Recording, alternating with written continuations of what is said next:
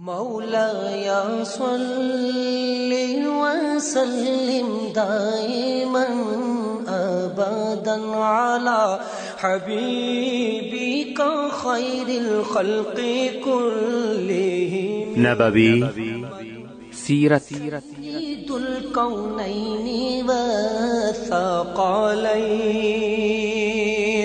محمد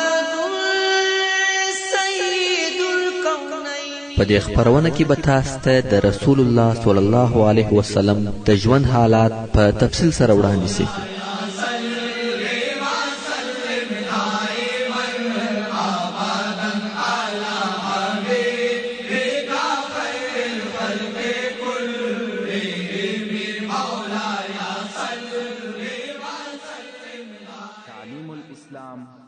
أعوذ بالله من الشيطان الرجيم. بسم الله الرحمن الرحيم. إن الحمد لله نحمده ونستعينه ونستغفره ونعوذ بالله من شرور أنفسنا وسيئات أعمالنا. من يهده الله فلا مضل له ومن يضلل فلا هادي له. وأشهد أن لا إله إلا الله وحده لا شريك له وأشهد أن محمدا عبده ورسوله صلى الله عليه وآله وأصحابه وسلم تسليما كثيرا. أما بعد، محترم ورونو، موږ د خیبر د لارې واقعات بیانول او قصه مو دې ځای ته رسېدلې وه کم وخت چې مسلمانان خیبر ته نږدې سوه او د لرې د خیبر کښتونه او باغونه ولیدل سوه، نو مسلمانانو په ډېر لوړ آواز تکبیر او تهلیل وایه. رسول الله صلی الله علیه وسلم وفرمایل پر ځان تکلیف مه تېروئ، آوازونه مو کښته کړئ، تاسې کوڼ او غائب نه بولئ بلکې تاسې اورېدونکي او نږدې ته دعا کوئ. رسول الله صلی الله علیه وسلم نږدې و خیبر ته واړول. د مازدیګر لمونځ یې ادا کړ. د لمانځه تر ادا کولو وروسته هغه خواړه چې د دوی سره ورسره وه راوغوښته. د ټولو سره بل شی نه و موجود بیله د اوربشو د اوړو څخه. هغه یې خیشته کړه او ټولو وخوړ. بیا یې د ماښام لمونځ ادا کړ او بیا د ماخستن. بیا نو په دغه شپه د خیبر پر طرف وررهي سوه او په شپه کې خیبر ته ورسېده. په هغه شپه چې مسلمانان و خیبر ته ورسېده، الله جل جلاله د خیبر پر یهودو خوب غالب کړي. ټول بیده دي او د رسول الله صلی الله علیه وسلم پر راتګ هیڅوک نه دي خبر. رسول الله صلی الله علیه وسلم دغه شپه چې په سهار کې جنگ شروع کیږي دالته نږدې و خیبر ته تیر کړه. د رسول الله صلی الله علیه وسلم دا عادت وو چې یو قوم ته به د شپې ورسېدی، په هغه شپه کې پر چا حمله نه کول، تر سهار یې انتظار ورته کاوه. کم وخت چې سهار سو، د سهار لمونځ په تاریکه کې ادا کړي او مسلمانان د حملې دپاره ځانونه تیاروي. خیبر خو په خپله ټوله مضبوطې قلاوې وې، مګر کښتونه یې چې ډېر زیات او پراخه کښتونه وه ټول د قلاو پر شاوخوا وه. دغه منطقه چې پر خیبر راګرځېدلې وه ټول کښتونه او باغونه وه، خاصتا د خرما باغونه. په دغه شپو کې چې د مسلمانانو د راتګ آوازې وې، د خیبر د بزګرانو او باغوانانو دا عادت وو. د مخه تر دې چې دوی کښتو ته راووځي، اول به سپاره نفر راووتل، شاوخوا به معلومات وکړي چې د مسلمانانو لښکر خو به نه وي راغلی، څوک خو به حمله نه را باندې کوي. که به څوک نه وه، بیا به سپاره نفر بیرته ننوتل او باغوانانو ته به خبر ورکړي چې څوک نسته ورووځي.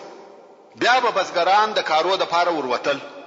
په دغه شپه الله جل جلاله پر دوی خوب مسلطه کړي. ټول فصل المرختو راویښتو.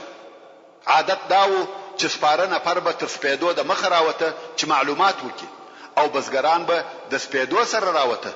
خو په دغه ورځ ټول تر المرختو وروسته راویښتو چې ویې کتل لمر راختلی و او د بزګرانو د خپلو کارو تلوار و. نو یې د معلومات لپاره څوک ونه لېږل، په خپله بزګران راووته چې په خپلو کښتو کې کار وکړي. کم وخت چې کشتو ته ورننوته ناګهانه یې ولیده چې د مسلمانانو لښکر د کشتو تر شا پروت دی. بزګرانو نارې کړې محمد وخمیس محمد وخمیس، یعنی محمد صلی الله علیه وسلم او لشکر یې دي. او بیا په ځغستا مخ پر قلاو رهیس و. رسول الله صلی الله علیه وسلم چې دوی ولیده پر نارې کړه الله اکبر خربت خیبر، الله اکبر خربت خیبر. موږ چې د یو قوم پر ځکه واړو د هغو سهار غمجن او د بیرې ډک سي. دا د خیبر د فتح اوله علامه او خیبر ته د مسلمانانو د رسیدلو حالت و. ځینې صحابه کرام په ډیر شوق کې و، غوښته چې فورا حمله وکړي، مګر رسول الله صلی الله علیه وسلم و فرمایل صبر وکړئ، جنگ داسې نه دی، د دشمن سره د مخامخ کېدو غوښتنه او ارزو مکوئ.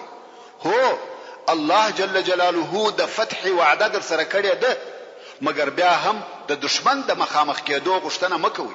او که بیا ور سره مخامخ سواست هلته نو صبر کوئ او ثابت درېږئ. بیا نو رسول الله صلی الله علیه وسلم مسلمانان سره راټول کړه چې دعا وکړي. رسول الله صلی الله علیه وسلم په دعا شروع وکړه او وی فرمایل اللهم رب السماوات وما اضللنا ورب الارضين وما اقللنا ورب الشياطين وما اضللنا فإنا نسألك خير هذه القرية وخير أهلها وخير ما فيها ونعوذ بك من شرها وشر أهلها وشر ما فيها. اللهم أنت ربنا وربهم ونواصينا ونواصيهم بيدك وإنما تقتلهم أنت. اول اوسنو بسم الله در دمخسي، يعني إلهي رب د آسمانو او د هغو شیانو چې سایه کړی ده، رب د مځکې او د هغه شیانو چې په مځکه کې پرله اوړي، رب د شیطانانو او د هغو چې دوی گمراه کړي دي. موږ ستا څخه د دغه کلي او د هغه د اهل او هغه چې پکښې دي خیر غواړو، او په تا سره د شر څخه د دغه کلي او د شر څخه د اهل د کلي او د شر څخه د هغه څه چې په دا کلی کې دي پناه غواړو. الهي ته زموږ او د دوی رب یې، زموږ او د دوی اختیار ستا په قدرت کې دی، او خامخا دغه د دوی وژنه ته کوې. یعنی که څه هم په ظاهره مسلمانان ورسره جنګیږي او وژني، مګر په حقیقت کې د دوی وژونکی الله جل جلاله دی. ځکه الله جل جلاله د سورة الانفال په 19 نمبر آیات کې فرمایي فلم تقتلوهم ولكن الله قتلهم وما رميت اذ رميت ولكن الله رمى. یعنی دغه کفار تاسو په خپل قوت سره نه دی وژلي، مګر الله جل جلاله وژلي دي، او نه دی وشتل کړي تا اے محمد صلی الله علیه وسلم په هغه وخت کې چې په ظاهر سره تا وشتل وکړه، لیکن الله جل جلاله دغه وشتل وکړه. که څه هم دغه آیات شریف په بدر کې نازل سو او موږ یې هلته پوره قصه او ترجمه درته بیان کړې ده، خدا په عمومي شکل سره د الله جل جلاله د طرف څخه تعلیم دی. یعنی هغه چې تاسو دشمنان وژني هغه تاسو نه یاست، بلکې الله جل جلاله یې وژني. نو ځکه رسول الله صلی الله علیه وسلم و فرمایل انما تقتلهم انت، چې د صحابه کرامو شی یقین سي چې شکست الله جل جلاله ورکوي، نه او خیبر ته تر ننوتلو د مخه د صحابه کرامو نیت ښه صاف سي. ورونو د مخه تر دې چې د خیبر د فتح په بیان شروع وکم، اول به د خیبر جغرافیایي موقعیت یا د هغه قلاو ترتیب او جوړښت درته بیان کم چې دغه معلومات مو د جنگو او د خیبر د فتح په قصه شپوهوي. هغه داسې خیبر پر دوه حصے ویشل شوی دی. یوې حصے ته نطاط او شق ویل کیږي او بلې حصے ته کتیبه ویل کیږي. یعنی د خیبر قلاوی په دوه منطقو کې جوړ شوی وي، چې یوې منطقې ته نطاط او شق ویل کېده او دوهمه منطقې ته کتیبه ویل کېده. په نطاق کې درې قلاوي دي او په شق کې 2 قلاوي دي چې دغه نطاق او شق په مابین کې لږ فاصله ده او کتیبه بیا دغه ځای څخه لري په بل منطقه کې واقع ده. په کتیبه کې هم 3 قلاوي دي. هغه قلاوي چې په نطاق او شق کې دي په داسې نومو سره بلل کېدي. اول د ناعم قلا او دا هغه اوله قلا ده. څنګه چې دا قلا په مخ کې ده ډیره مضبوطه او محکمه قلا و او د هغې قلا څخه پر دشمنانو په اساني سره حمله کېده. دوهم د صعب ابن معاذ قلا چې دا بیا تر ټولو لو قلا و چې يهودو په دغه قلا کې درنه یا ثقيله سلاح یو ځای کړي او جمع کړي و. دریم د زبیر قلا دغه 3 قلاوي په نطاق کې واقع وي. څلورم د ابي قلا. پنځم د نزار قلا چې دغه 2 قلاوي په شق کې واقع وي. او د خیبر هغه دوهمه حصہ چې کتیبه ورته ویل کېده هلته 3 قلاوي وي. اول د قموس قلا چې دا د ابي الحقيق د اولاده قلا و چې اصلا د بني النظير يهود و او اوس د خیبر پاچاهان او د يهودو پاچا کنانا ابن ابي الحقيق او روريه ربيع او بل روريه اعلى ابن ابي الحقيق پکښ اوسېده. شاهي خاندان ټول عدالتو. دوهم د وطيح قلا. دریم د سلالم قلا. هو هلته په خیبر کې بیل دغه اتو قلاو څخه نوري کوچنی قلاوي هم وي خو دغه قلاو ته په لویواله او ټینګواله کې نه رسیدي او حربي اهمیت نه درلودي. اوس نو رسول الله صلی الله علیه وسلم خپل خیمه د نطاق او شق په مابین کې ودرولې. د مسلمانانو د لشکر ساتنه او پیرداري حضرت عمر ابن الخطاب رضی الله تعالی عنہ پر غاړه واخیسته.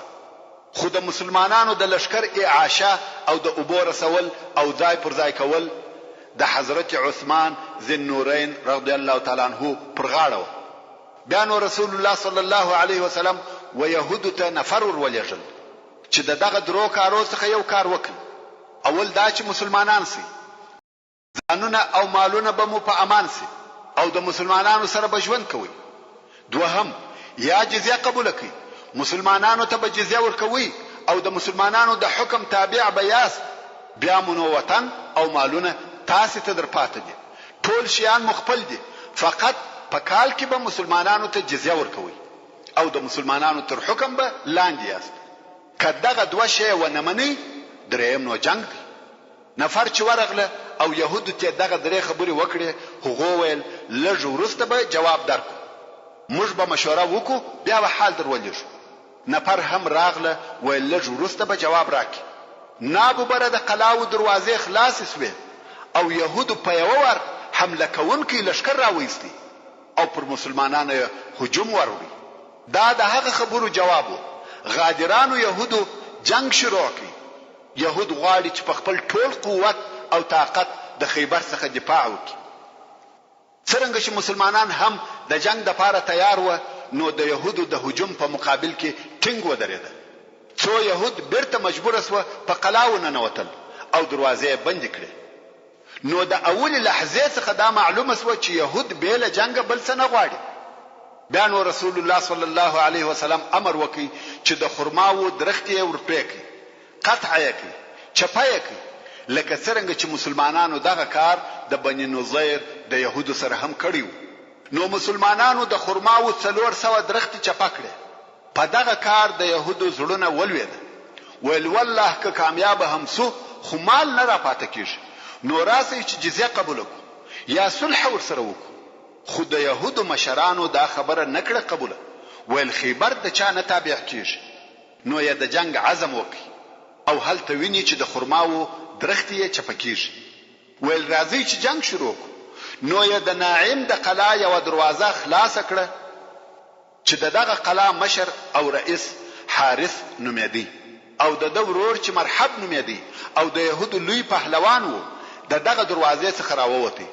اوس مسلمانان په انتظار دي چې مرحب د مبارزه او پهلوانی د پاره یو څوک ور وغواړي چې یو دم حارث د لشکره سره راووتی او پر مسلمانانو یې دوهم وار حمله وکړه. چې دلته نو د مسلمانانو او يهودو په مابین کې لوی جنگ شروع شو. مسلمانانو دغه حمله په مقابل کې شاته ولاړ، ځکه د جنگ د پاره هیڅ تیاری نه درلوده. د دوی دا خیال و چې اوس به فقط د دوو پهلوانانو په مابین کې مبارزه کیږي، نه لشکري جنگ. خو هغه يهودو نابوبره حمله وکړه او مسلمانان د ماتې په حالت کې شو، پر شا ولاړ. يهودو پر مسلمانانو ضربه او د تورو وارونه شروع کړ، تر داسې اندازې چې د جنگ او حمله په شروع کې يهود تر رسول الله صلی الله علیه وسلم پورې ورسېد، او رسول الله صلی الله علیه وسلم په خپل د يهودو سره ډیر شدید جنگ کاوه. څو مسلمانان بیرته د رسول الله صلی الله علیه وسلم سره ټینګ شو او يهود یې پر شا کړ. يهود هم بیرته ولاړه په قلاو ننوتل او دروازې پسې بند کړې. اوس نو د حمله او هجوم وخت د يهودو په لاس او اختیار کې دی. هر وخت چې زړه وغواړي هغه وخت د قلاو څخه راوځي او حمله کوي، او مسلمانان تر قلاو د باندې انتظار کوي، ځکه مسلمانان د حمله د پاره لار نه لري او قلاو ته نسی ورتلای. کوم وخت چې د يهودو دغه حمله پای ته ورسېده، رسول الله صلی الله علیه وسلم د استراحت امر وکړ. مسلمانانو ته وویل یو څه آرام وکړئ.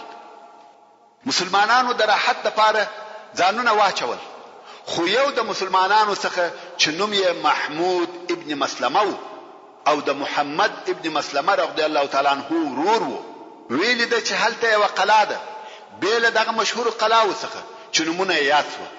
په هغه قلا کې څوک نه اوسېږي، بل خالی قلا یې ولیده، نو یې غوښته چې دغه ژغه څخه لري سي او هلته ګوښه یو څه آرام وکړي. محمود ابن مسلمه رضی الله تعالی عنہ ولاړی د هغه خالی قلا و دیوالته کښینستی، خو يهودو د هغه بل قلا څخه ولیدي چې یو مسلمان یوازې د قلا و دیوالته ناشتي. نو ویل څوک دغه مسلمان وژني؟ مرحب پهلوان ویل زه وژنم. نو د یو بل ګوښه او پټ لارې څخه ورغلی او دغه قلا د دیواله سر ته وختي. د هغه ځای څخه یو لو غټه ډبره یا د میچنې پل پر محمود ابن مسلمه رضی الله تعالی عنہ راوغورځول. محمود ابن مسلمه رضی الله تعالی عنہ دغه وارث څخه ډیر شدید زخمی شو، حتی د سر پوست پر مخ راولویدي، مګر په دغه وخت کې و نه وژل شو. د قلا د دیواله څخه راولاړ شو او ویني ځنې بهیږي. څو رسول الله صلی الله علیه وسلم ته ورغلی. رسول الله صلی الله علیه و آله وسلم و فرمایل د علاج وکي، خو تر علاج پورې نه ورسېدی او پس له څو لحظو څخه وفات او شهید شو، چې دا په خیبر کې د مسلمانانو اول شهید وو. اوس مسلمانان غواړي چې یو څه آرام وکړي، مګر څرنګه چې د دوی ځای د نطاق او شق په مابین کې وو، دلته يهودو د غشو وارونه پر شروع کړ. د شق او نطاق د دواړو طرفو څخه پر مسلمانانو غشي اوري او غشي هم مسلمانانو ته ورسیږي. مسلمانان ډېر په عذاب شو، په ټوله ورځ هیڅ آرام ونه کوي، ناستي او د ځانو څخه غشي ګرځوي. يهودو دونه ډېر غشي پر وورول چې د رسول الله صلی الله علیه وسلم مبارکه ګوته هم وویشتل شو او زخمی شو. حباب ابن منذر رضی الله تعالی عنہ ورسول الله صلی الله علیه وسلم ته ورغلی او ویل یا رسول الله دغه ځای چې دغه اوس موږ پر اړولې دي، آیا دا د الله جل جلاله امر دی چې دلته واړو او که دا په جنگ کې رائے او نظر دی؟ رسول الله صلی الله علیه وسلم و فرمایل یا دا جنگي رائے او نظر دی. نو حباب ابن منذر رضی الله تعالی عنہ ویل یا رسول الله دغه ځای و دغه قلاو ته ډیر نږدې دي او د يهودو ټول جنگي خلک هم دلته دي. دوی زموږ په حال خبريږي او موږ د دوی په حال نه یو خبر، او د دوی غشي موږ ته را رسیږي، خو زموږ غشي نه ورسیږي او موږ د دې څخه هم په امان نه یو چې د شپې حمله را باندې وکړي. نو که امر وکړي چې یو بل داسې ځای واړو چې دغه ضررو څخه په امان وي او هغه ځای د ځان د پاره قرارګاه وګرځو. رسول الله صلی الله علیه وسلم و فرمایل ستا نظر صحیح دی، مګر اوس نه. بیا به يهود وایي چې و بیرېده. نو مسلمانان ناستي او د ځانو څخه غشي ګرځوي. دوی غوښته چې یو څه آرام وکړي، خو هغه ټول ورځ په دفاع او د غشي په ګرځولو تیر شو. تر ماښامه یې دغه حال و. څو شپه سوه او رسول الله صلی الله علیه وسلم امر وکړي چې درځئ او بل لرې داسې ځای واړول چې د یهودو غشي نه ورسېده. په دغه بل ورځ مسلمانانو د هجوم او حملې د پاره ځانونه تیار کړ. رسول الله صلی الله علیه وسلم و فرمایل چې بیل زما اجازه څخه به نه څوک حمله کوي او نه به وروځي. اوس چې د یهودو د قلا دروازې خلاص شوې او د یهودو سپاره پهلوانان د مبارزې د پاره راووته، د مسلمانانو څخه یو نفر چې د بني اشجع د قبیلې څخه وو، یعنی نه د مهاجرینو څخه وو نه د انصارو څخه، د رسول الله صلی الله علیه وسلم به اجازه پر یهودو حمله وکړه. غواړي چې خپل ځان او دلاوري ښکارا کړي، خو بدبختانه د یهودو د طرفه ووجل شو چې دا د مسلمانانو څخه دوهم نفر وو چې وجل کیږي. مګر د د په باره کې رسول الله صلی الله علیه وسلم و فرمایل لا تحل الجنه للعاصي، یعنی سرکشه او هغه چاله چې اطاعت نکوي جنت نسته. ځکه د رسول الله صلی الله علیه وسلم د طرفه واضحه او ښکارا امر سوی وو چې زما به اجازه به څوک حمله نکوي، خو دغه نفر سره دغه امر نافرمانی وکړه. نو ځکه رسول الله صلی الله علیه و آله وسلم و فرمایل چې نافرمانه ته هغه چې اطاعت نکوي جنت نسته. او دغه دروازې د خلاصېدو سره یو مریی راووتی چې د یهودو پسونه یې پلیول. شپانو دی په داسې ډول سره راووتی لکه دغه پسونه چې پیایي، مګر دغه پسو سره د مسلمانانو ولشکر ته ورغلی او بیا رسول الله صلی الله علیه وسلم ته ورغلی ویل یا رسول الله ما ستا پر دین ایمان راوړی دی او وایم لا اله الا الله وانک رسول الله. رسول الله صلی الله علیه وسلم د په ایمان خوشاله سو. بیا شپانه وویل دغه پسونه زما سره امانت دي او زه بیرته یهودو ته نه ورځم، نو دغه پسونه تاسو اخلي. رسول الله صلی الله علیه وسلم و فرمایل یا. شپانه ویل نو څه په وکم؟ رسول الله صلی الله علیه وسلم و فرمایل امانت باید بیرته خپل خاوند ته ورکول شي، که څه هم زموږ د دشمنانو څخه وي. موږ امانت مال نه اخلو. د اول وار د پاره په جنگ کې حصہ واخیسته او شهید کړه سو.